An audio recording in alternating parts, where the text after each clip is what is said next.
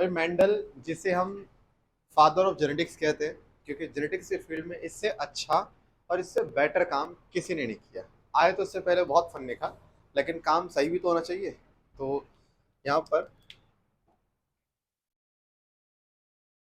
बात कर रहे हैं हम लोग मेंडल्स की। तो अभी हम मेंडल्स वर्क देखने वाले हैं, मेंडल्स ने क्या किया। बट एक बार इसकी लाइफ के बारे में एक बार ब्रीफ हिस्ट्री देख लेते हैं। ज़्यादा कभी इसके लाइफ के बारे में आता नहीं है, और जो थोड़ा बहुत आता है वो पढ़ लेते हैं, जितना आपको बेसिक बेसिक पता होना चाहिए कि मेंडल था कौन, क्या इसने किया। तो भाई मेंडल, जिसका जन्म 1822 में हुआ, ठीक है, एक विलेज में, इसको बोलते हैं सिलेसियन विलेज। ये विलेज ऑस्ट्रिया एक कंट्री है जो कि अब जर्मनी से अलग हो चुकी है। तो वहीं पर उसके नियर बाय, ऑस्ट्रिया के नियर बाय एक विलेज है सिलेसियन विलेज। उस विलेज में जन्मा था मेंडल। किसान की फैमिली से बिलोंग करता था, तो पहला उनके खानदान में था जो थोड़ा सा अच्छा खासा पढ़ा लिखा निकला। और आगे चलते चलते करते करते ये 21 साल की एज में वहीं पर ऑस्ट्रिया में एक मोनेस्ट्री थी, इसने ज्वाइन करी। 2 साल तक वहाँ पे इसने काम किया, बस जो भी है सीखा। और 23 साल की एज में आप मान के चलिए इसे एक संत की उपाधि वहाँ पे दी गई। और संत की उपाधि के लिए एक वर्ड लगाते हैं हम लोग, ये जॉर्जर, ठीक है। तो जैसे मतलब ये एक संत की उपाधि का नाम होता है, तो फिर बाद में इसका नाम क्या पड़ गया, जॉर्जर मेंडल पड़ गया। फिर उसके बाद भाई साहब गए वहाँ पर, ब्रून में यूनिवर्सिटी थी, ठीक है, उन यूनिवर्सिटी में फर्दर गए अपने अपने हायर एजुकेशन के लिए। और इनका जो बेसिक, जिसके लिए पढ़ने के लिए गए थे, था फिजिक्स एंड बॉटनी। एंड एक बात और ध्यान रख लीजिए, इस बंदे को मैथमेटिक्स से कुछ ज़्यादा ही प्यार था। मतलब मैथमेटिक्स इसका पहला प्यार मानते हैं। बट आगे से जब इसने अपनी आगे जो रिसर्च है कंटिन्यू करी फिजिक्स एंड बॉटनी के अंदर, तो जिस यूनिवर्सिटी में था, उस यूनिवर्सिटी में जब भी इसको खाली टाइम मिलता था तो आके बैठता था गार्डन वगैरह में, जहाँ पर हम सबका एक शौक होता है।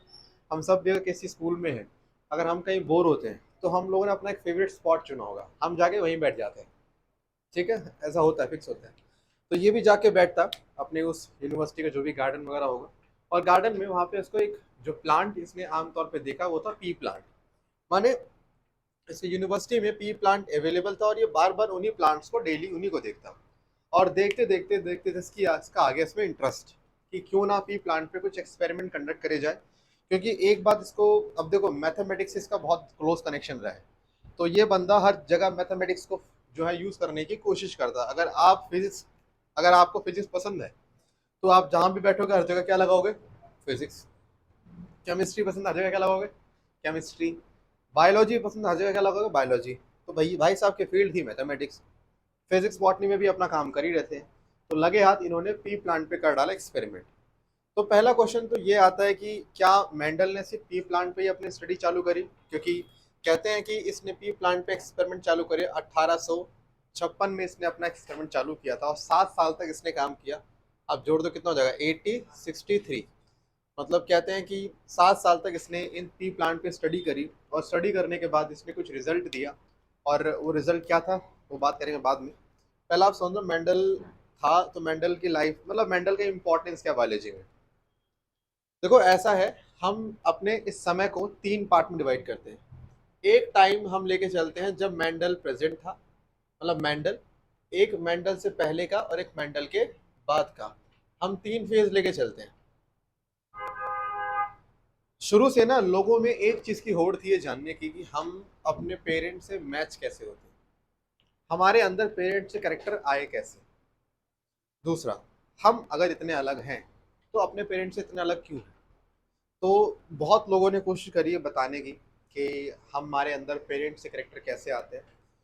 मेंडल के पहले जितने भी साइंटिस्ट आए, उन सबकी थ्योरी को बोलते हैं प्री मेंडलिज्म थ्योरी। क्या बोलेंगे, प्री मेंडलिज्म थ्योरी, जिसको हम थ्योरी ऑफ ब्लेंडिंग इनहेरिटेंस भी कहते हैं, जिसमें तरह तरह की थ्योरी आती है, ठीक है। Theory of Pangaea, theory of moist vapour theory, ठीक है। मतलब इसमें, मतलब ऐसा नहीं है, ये किसी एक थ्योरी का नाम नहीं है, इस वहम में मत जीना। मेंडल से पहले जितनी भी थ्योरीज आई थी, उन सारी थ्योरीज को मिलाकर एक नाम दिया गया, क्या, प्री मेंडलिज्म या ब्लेंडिंग थ्योरी ऑफ इनहेरिटेंस। ये ब्लेंडिंग मैंने वर्ड क्यों बोला, सुनना। इसमें बेसिकली लगभग 5 to 6 थ्योरीज आती हैं। उन 6 की 6 थ्योरी को जब पढ़ा जाता है, उन सब में एक बात कॉमन है। वो सारी थ्योरी एक बात पे फोकस दे रही है कि माता और पिता के जो कैरेक्टर है वो मिक्स होकर बच्चों में आते हैं।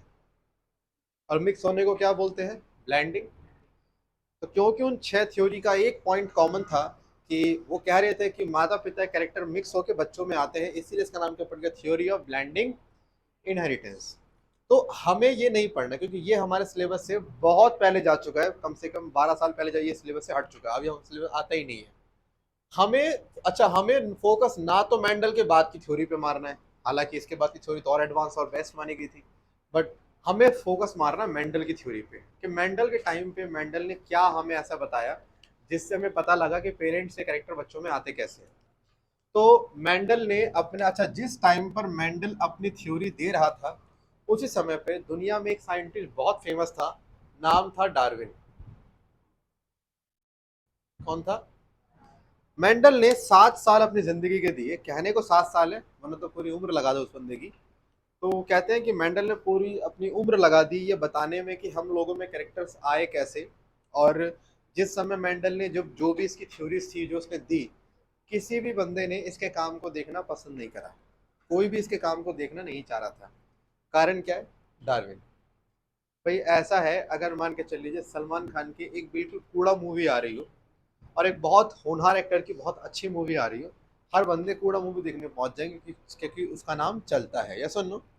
तो जिसकी चलती है ना, तो भैया लोग उसी की बात करेंगे, उसी की बात को मानेंगे। और जिसको कोई जानता नहीं है, वो चाहे दुनिया का सबसे सामने लाके परम सत्य रख दे, लोग नहीं देखने वाले। तो क्योंकि डार्विन का समय बोला वाला था, तो डार्विन ने ऑलरेडी थ्योरी दे दी थी कि पेरेंट्स से कैरेक्टर बच्चों में जाते कैसे हैं।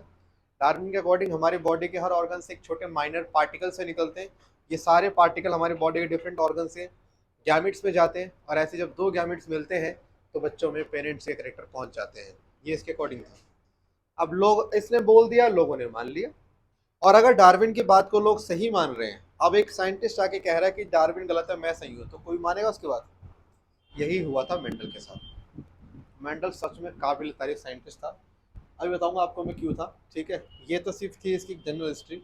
और कहते हैं कि जब ये मरा 1880 के 84 दशक में मर भी गया था, एक किडनी फेलियर, इसको किडनी फेल हो गई थी। जब तक जिया तब तक किसी ने इसके काम को नहीं देखा। इसके मरने के 20-22 साल बाद इसका काम दोबारा उठा, और फिर इसके काम को लोगों ने जाना कि भाई साहब मेंडल क्या काम करके गया था। देख रहे हो, जब मेंडल मर गया उसके 20-22 साल बाद लोगों को मालूम पड़ा कि मेंडल ने बहुत अच्छा काम किया था, और जब तक जिंदा था किसी ने इसके काम को देखा भी नहीं। तो अभी हम देखने वाले हैं कि मेंडल जब तक जिंदा था उसने क्या क्या काम किए।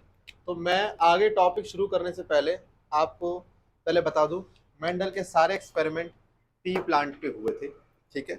बट ऐसा नहीं है कि सिर्फ पी प्लांट पे, इसने और भी प्लांट लिए थे। दो प्लांट्स के नाम बता रहा हूँ, हॉकवीड्स एंड लवलव। ये दो ऐसे प्लांट है जिस पे मेंडल ने एक्सपेरिमेंट किया, फेल हो गया, और इतना बेचारा निराश हो गया, इसने कहा आगे हम कुछ कर ही नहीं रहे। तब जाके फिर दोबारा पी प्लांट लिया, और पी प्लांट पे स्टडी करके इसने आज किया, हमें जो रिजल्ट दिया वो आज हमारे सामने है। लोगों को सिर्फ पी प्लांट पता है, दो प्लांट के नाम पता ही नहीं कि इसने इन दो प्लांट पे स्टडी भी करी थी, बट क्योंकि वो फेल हो गया था इसीलिए उसका ज़्यादा जिक्र नहीं किया गया। जिक्र उसका किया गया जो ज़्यादा फेमस है। तो हम भी उसी की बात करते हैं, पी प्लांट की। तो मेरा पहला क्वेश्चन है, why he chose P plant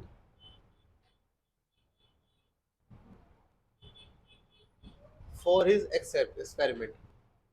तो आगे शुरू करने से पहले मेरा क्वेश्चन है कि इसने जितने भी एक्सपेरिमेंट किए वो पी प्लांट पे किए। तो पहला क्वेश्चन आपके सीबीएसई और नीट का यही आता है, पी प्लांट ही चूज क्यों की? तो जरा देखते हैं कुछ रीजन इसने पी प्लांट चूज क्यों किया।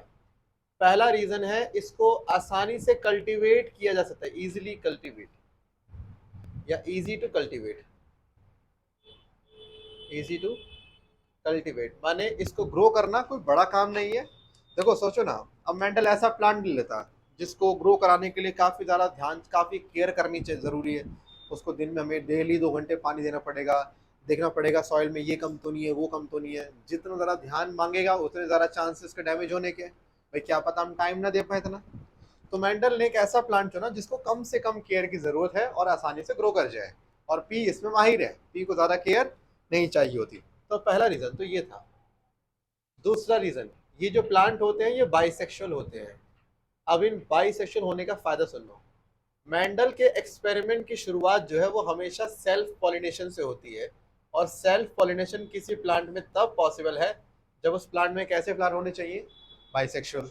अब मैं आपको समझाता हूँ क्यों इसको नीड पड़ी सेल्फ पॉलिनेशन की। देखो मान के चलिए ये एक टॉल प्लांट है, ये क्या है, टॉल प्लांट। मुझे नहीं पता ये टॉल प्लांट प्योर है या इम्प्योर है। सर प्योर इम्प्योर का मतलब क्या होता है? मान लीजिए टॉल, हम कहते हैं हर कैरेक्टर के लिए हमारे पास दो जीन्स पाई जाती है, जैसा ना, अगर दोनों जीन्स डिसिमिलर हो माने हेट्रोजाइगस हो तो ये इम्प्योर माना जाएगा, और दोनों सेम हो तो प्योर माना जाएगा। लाइक मान के चल लीजिए कैपिटल टी प्योर माना जाएगा, capital T small T impure माना जाएगा। क्यों सर? अरे अगर आप एक से ज्यादा टाइप रख रहे हो तो वो इम्प्योर ही तो माना जाएगा ना भाई। सारे सेम टाइप के रखोगे तो प्योर, डिफरेंट टाइप के रखोगे तो इम्प्योर। तो अब मेंडल ने अपने एक्सपेरिमेंट की शुरुआत के लिए जिन प्लांट्स को लिया उसको नहीं आइडिया था कि ये प्योर है या इम्प्योर, उसको बिल्कुल आइडिया नहीं था। तो वो अपने एक्सपेरिमेंट के लिए प्योर प्लांट चाहता है। देखो ये प्लांट प्योर हो भी सकता है और नहीं भी। अब वो ऐसे तुक्के मार के तो एक्सपेरिमेंट शुरू नहीं करेगा। तो उसने क्या किया, इस टॉल प्लांट से एक प्योर टॉल क्रिएट किया। सर ये कैसे क्रिएट होता है? भाई ऐसा करने के लिए सेल्फ पॉलिनेशन चाहिए होता है। क्या करना होता है? Self pollination. कैसे, समझो। तो लेट सपोज हमने एक टॉल प्लांट लिया और इसमें कराई सेल्फ पॉलिनेशन। सेल्फ पॉलिनेशन से हमें 3 प्लांट मिले और तीनों प्लांट क्या मिले, टॉल मिले। ठीक है, मैंने फिर से कराई इनमें सेल्फ पॉलिनेशन। जब फिर से कराई सेल्फ पॉलिनेशन तो फिर से क्या मिले, टॉल मिले, यानी सारे के सारे क्या है, टॉल आए।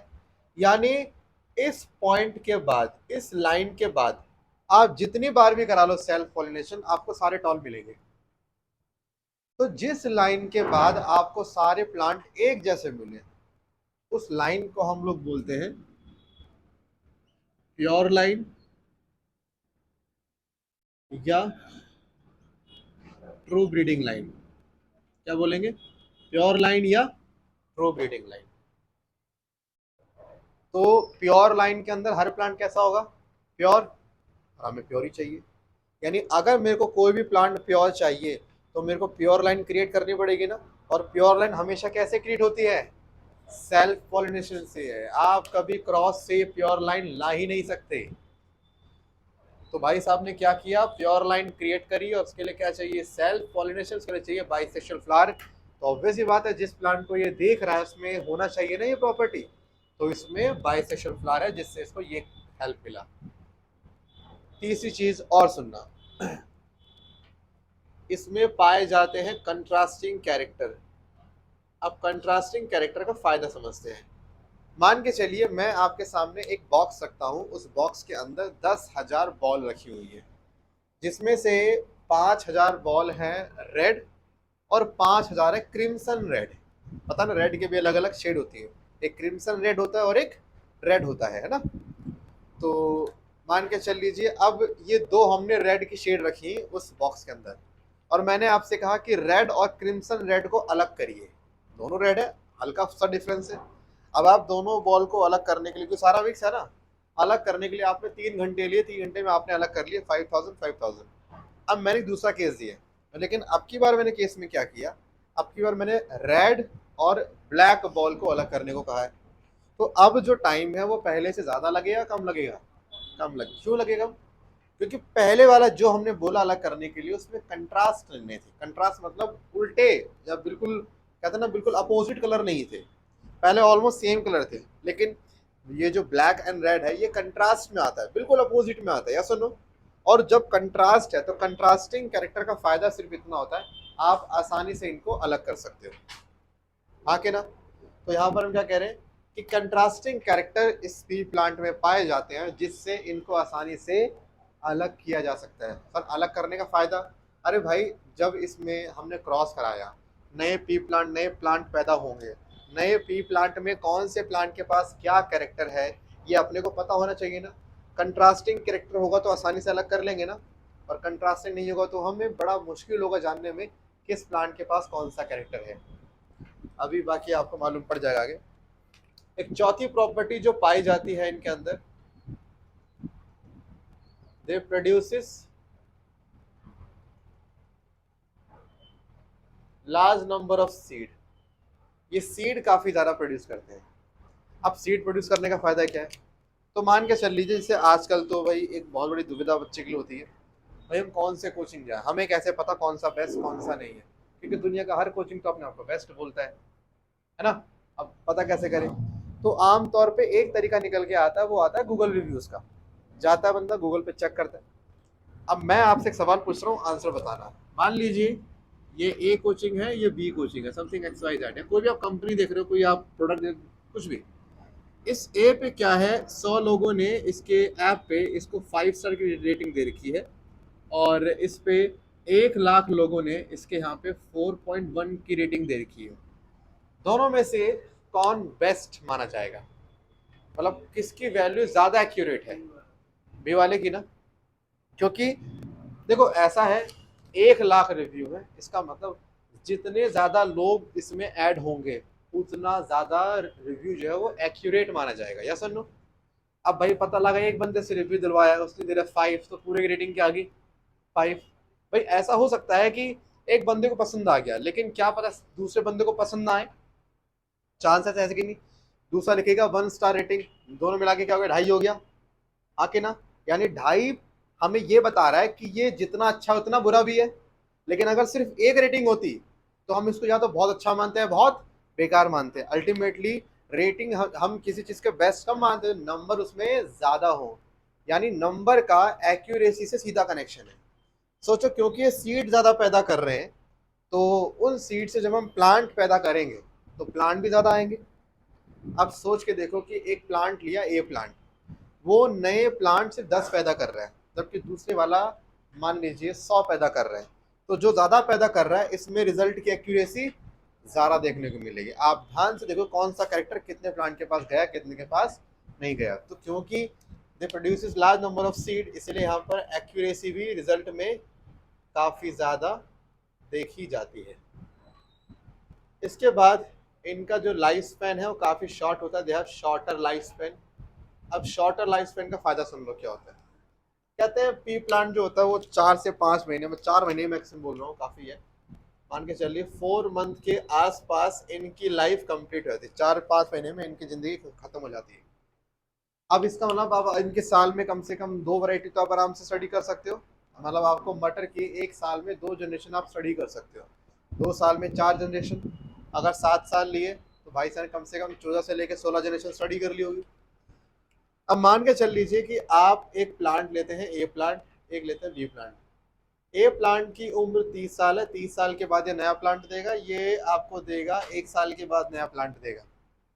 आप 30 साल पे अपना एक्सपेरिमेंट शुरू करते हो, और शुरू किया आपने, और 60 साल की एज में आप इस प्लांट की सिर्फ एक ही जनरेशन आपके पास होगी, जबकि इसकी 60 साल की एज आपके पास 30 जनरेशन होंगी, हाँ कि ना। अब मुझे बताइए, एक जनरेशन को स्टडी करके रिजल्ट देना और 30 जनरेशन को स्टडी करके रिजल्ट देना बेटर कहाँ पर आएगा? 30 में ना। इसका मतलब जितनी जनरेशन आपको ज्यादा पता होंगे रिजल्ट उतना बेटर निकलेगा। ज्यादा जनरेशन आपको स्टडी कब हो सकती है? जब उसकी लाइफ स्पैन छोटी हो। तो क्योंकि इनकी लाइफ स्पैन छोटी है, इसीलिए आप यहाँ पर नंबर ऑफ जनरेशंस काफी ज्यादा ले सकते हैं। नंबर ऑफ जनरेशन से अगेन एक्यूरेसी भी ज्यादा मिलेगी। तो ये ऐसे कुछ पॉइंट है, ये स्पेशल पॉइंट्स है, मतलब ये खजाना है पी प्लांट की। इन्हीं पॉइंट्स की वजह से मेंडल को पी प्लांट अच्छा लगा और उसने आगे एक्सपेरिमेंट के लिए कंटिन्यू किया। लेकिन ध्यान देना, जब उसने एक्सपेरिमेंट के लिए शुरू किया था तो शुरू में उसने 34 पेयर ऑफ कंट्रास्टिंग कैरेक्टर लिए थे। कंट्रास्टिंग। और आगे चल के उस 34 को उसने कम करते करते करते 22 पेयर पे आ गया। जैसे होता है ना कि आप लोग मान चले कहीं आप स्कूल कुछ कहीं लेके जा रहे हैं, किसी कंपटीशन लेके जा रहे हैं, और आपके स्कूल से 100 बच्चों को सेलेक्ट किया गया। अब उन 100 में से वो निकालेंगे 50, उससे निकालेंगे 10, फिर निकालेंगे 5, है ना। 5 वो जो सबसे बेस्ट होंगे। लेकिन वो डायरेक्टली ऐसे 5 तो नहीं चुन सकते थे, तो वो ऐसे टॉप 100 चुनते हैं, फिर टॉप 50, फिर टॉप 10, फिर टॉप 5। इसी तरह से इसने 34 पेयर लिया, फिर 22 पेयर लिया, फिर आगे जाके फाइनली कौन कितने पे अटकाइए, 7 पेयर पे। तो मेंडल ने आगे चल के बेसिकली 7 पेयर ऑफ कैरेक्टर पे स्टडी करी और उससे फिर हमें रिजल्ट दिया। तो यहाँ पर एक काम करो, इतना लिखो, देन हम आगे स्टार्ट करते हैं।